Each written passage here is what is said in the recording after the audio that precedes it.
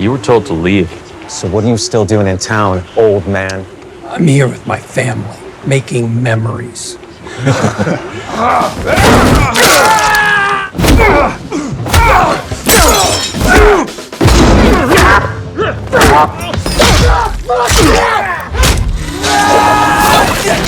Tell your boss I'm on fucking vacation! Hutch Mansell is in an elevator packed with gangsters when one flashes a gun. In a blink, he snatches the weapon and opens fire, demanding the data card. The rest pile on, and a brutal brawl explodes. Hutch pistol whips one guy, boots another in the chest, and drops the rest with a flurry of punches. When the nervous one reaches for his iPhone, Hutch shuts him down. Using the handset itself as a weapon, he smashes teeth out, slams a skull into the wall, and rips the data card from the guy's pocket. Another thug rises with a gun, but Hutch casually dismantles it mid-grapple and turns the pieces into a killing blow. The doors slide open, and Hutch is met with Italians spraying MP7 submachine guns. He tosses a gas cylinder which blows them away before stepping into the car park, only to be greeted by Brazilians with machetes. Strapping a metal pole to his arm like a shield, Hutch dives back in. Steel clashes and blood sprays as he cuts them down, driving blades deep and walking out the only man still standing. Afterward, Hutch goes to the barber and hands over the data card. Once the information is pulled, the barber tells him he is $800,000 closer to clearing his debt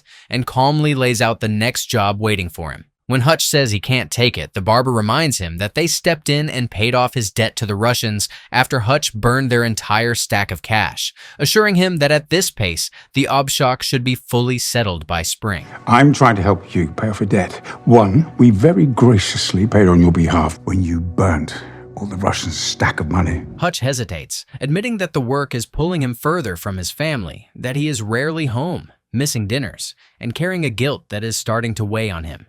He asks for a break before the next job, but the barber only sneers, telling him this life is in his nature and will follow him wherever he tries to go. Hutch later recalls a flyer he noticed after dealing with the Brazilians, an ad for Plumberville, the same place his father once took him and his brother as kids. He shows it to Becca, who points out how old the commercial looks and wonders if the place even still exists. But Hutch insists it does, from the water park to the duck boats. Sammy lights up at the idea that her grandpa will be coming too. As Hutch pitches the trip, he notices Brady's black eye and asks about it, only for Brady to say someone fouled him during a game.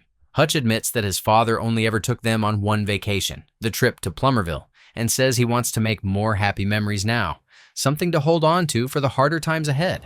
In life, when times get tough, you need to have happy memories to carry you through it. I just want to show you guys the place that made me happiest. Make some memories for you. Would you let me do that, please? Once they agree, they pick up David from the retirement home, who has been clearly clapping the old chicks, and after Hutch urges him to put out his cigar, they hit the road. On the drive, David appears to rob a grocery store, shows Sammy how to use a camera, and the family sings together until they finally reach Plumberville. Hutch takes the kids to their room where they complain about having to share, while David suggests they all stay at his old lodge instead. Becca declines, and David gives his room to Brady, choosing to stay alone in the lodge. Hutch and Becca head to their honeymoon suite, taking in the space before they start to kiss, until Sammy bursts in, insisting they go to the water park. As the family makes their way there, Hutch fills them in on the place's history, only for them to be told the park is closed for the day and handed hot dog coupons instead. David storms off toward the old lodge while the rest head for food, where Hutch drifts into a memory of being there as a kid with his brother and a younger David, all of them laughing together. The moment breaks when the sheriff confronts him, trying to intimidate him even after Hutch apologizes for staring. It's not polite to eyeball the law. Oh, sorry, officer. It's sheriff. Did I do something wrong? I don't know. Did you? But Hutch ignores it and brings the hot dogs back to his family. Later, inside the arcade, Hutch tries to talk to Brady about the black eye again, only for Brady to admit he didn't get it during the game, refusing to explain further and saying only that he won and doesn't want to talk about it. Hutch tells him they'll deal with it later and steps away to rejoin Becca. A group of girls starts checking Brady out, and he casually hands over some of his tickets as gifts, then uses the rest with Sammy to pick out prizes. That's when trouble arrives. One of the girl's boyfriends, Max, storms over and starts taunting Brady, calling him a nerd and demanding an apology. Tell me you're sorry. For what? For hitting on my girl. You're giving her tickets, man. No problem. What if I tell you to fuck off? Does that count? When Brady refuses, Max grabs Sammy's prize and rips it in half. But Brady responds by punching him and twisting his arm until a security guard rushes in and yanks Brady away. When Max hurls a ball at Brady, Hutch catches it just in time. As tensions rise and Hutch is on the verge of clashing with the guard, Becca steps in and says they're leaving, and Hutch agrees, even as Brady tries to explain that they weren't the ones at fault. As they walk out, Sammy bends down to retrieve her doll, and the guard slaps her on the head. Hutch tries to let it go for Becca's sake, but the restraint doesn't last. What? I left my phone. I'll be right back. No, Hutch. Hutch, no. Storming into the arcade, he drops the guard with a punch and takes out his buddy next. When another man jumps in, Hutch grabs a metal piece and slaps him across the face before slamming his head against a whack-a-mole machine until it breaks. New high score unlocked. Finally, he turns his attention to the guard, smashes his head through a glass panel, then painfully violates him in front of everyone. How's that feel? Just as Hutch is lost in the violence, Becca's voice cuts through, snapping him back to reality. In the next scene, Hutch and Brady are in the sheriff's office, while Becca is left fielding questions about whether her son has violent tendencies. In the back, Brady admits he thought Hutch's way of handling the bullies was cool, but Hutch shuts him down, telling him it wasn't, and that he needs to be better than his old man, not lose control the way he did. You serious? You tell me to stay cool, but then you go and lose your which I thought was awesome, by the way. You know, the way that you... No, I'm just saying, you have to be better than your old man. Whatever.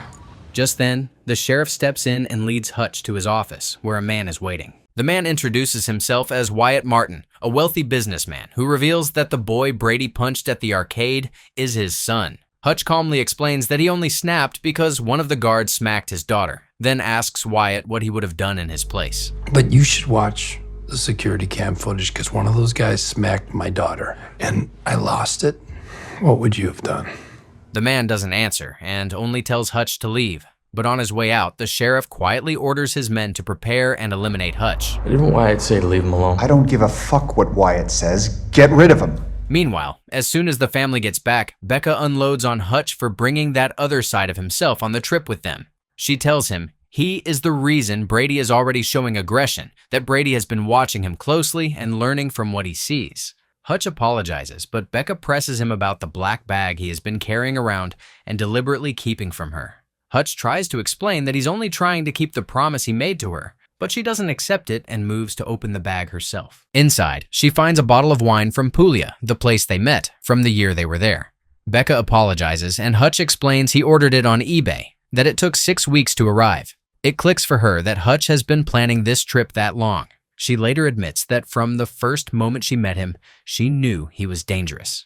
He was covered in blood, after all. The next day, Becca discovers she is unexpectedly skilled at darts while playing with Brady. As the family moves together from one area of the park to another, enjoying themselves, David spends the time alone at the lodge. Hutch soon notices an officer stalking them, and on the way to the duck boats, he spots the same officer again, now approaching with 3 other men. Hutch quickly steers his family toward a boat, joking that he has eaten too many churros and his stomach can't take it, then redirects the thugs to another boat. Before anything can escalate, the boat passengers arrive and the boat pulls away. Out on the water, the men press Hutch on why he's still in town, and he answers plainly that he is there for his family and nothing else. But they aren't interested. When Hutch tries to say more, they attack. Hutch dodges blow after blow, redirecting their strikes into each other and even tossing one man overboard. When the officer jumps in, he accidentally gets kissed in the face with a metal pole by his own guy. Hutch keeps fighting, landing heavy shots, still trying to de-escalate.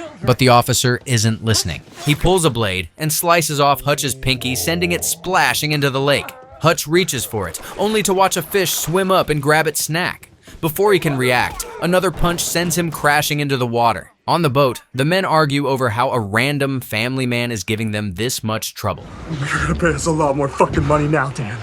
Lost a tooth. That's when Hutch erupts from the water, bloody. fingerless and furious. Without a word, he tears back into them, a brutal callback to the bus fight from part 1. He drives a boat anchor into one thug, kicks him into the lake, then pummels the officer again and again, yelling out loud that he's just a family man on vacation. If you watched part 1, which fight was better, the bus or the boat? Let me know in the comments. After the fight, Hutch calls his brother Harry, who has just returned from Osaka. When Hutch mentions Plumberville, Harry explains that it sits along an old trade route from the bootlegging era, then reveals that David was on a mission there long ago, the real reason that place became their one and only family vacation. Were you saying he was on a mission? You got it, Hutchie boy.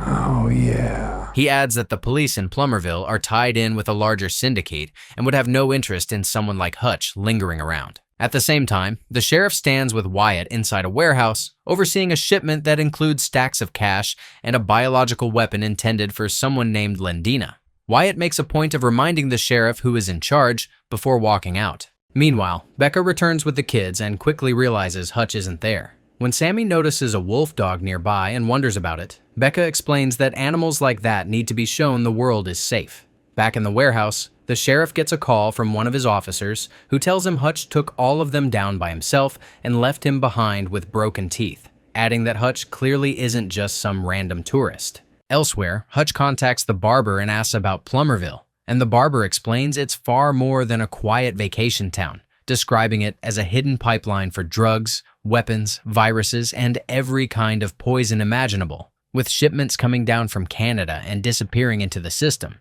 The barber warns Hutch about Lendina, a ruthless crime lord who operates alone and answers to no one, explaining that unlike the Russians, she wouldn't threaten or negotiate, but would wipe out his entire family on his front lawn and force him to watch. He urges Hutch to de-escalate before the situation spirals further, then quietly gives him an address anyway. At the same time, Lendina murders a man in one of her casinos for cheating and orders her men to leave no witnesses behind. Elsewhere, Wyatt spends time with his son, who tells him his arm is nearly healed when Lendina calls. Wyatt insists this shipment will be his last, that once it's finished, his father's debt will finally be cleared. But Lendina only laughs, telling him the debt will never be paid. Ain't nothing funny about what I said. She twists the knife further, mocking him that his father died because he was distracted, warning him not to make the same mistake. After hanging up, she dials the sheriff, ordering him to take something Wyatt cares about, just to remind him where he stands. Later, Hutch arrives at Lendina's warehouse and confronts the sheriff. He pours gasoline over a pile of money and lights a flame, threatening to torch everything and leave the survivors to face Lendina's wrath. With no other choice, the sheriff listens as Hutch tells him he wants nothing more than to be left alone with his family because he's on vacation. I just want a fucking break. So if I walk out of here, you leave me and my family alone. Because that's all I want, to de-escalate this. Are you kidding me? From the moment you've shown up, you've put my men in the fucking ER. There's no way you were just some family man. De-escalate? You. Plumberville was A-okay before you showed up. Wherever I go. You know, I could so easily kill you right now. But you're lucky. You catch me on a good day. Get the out of here.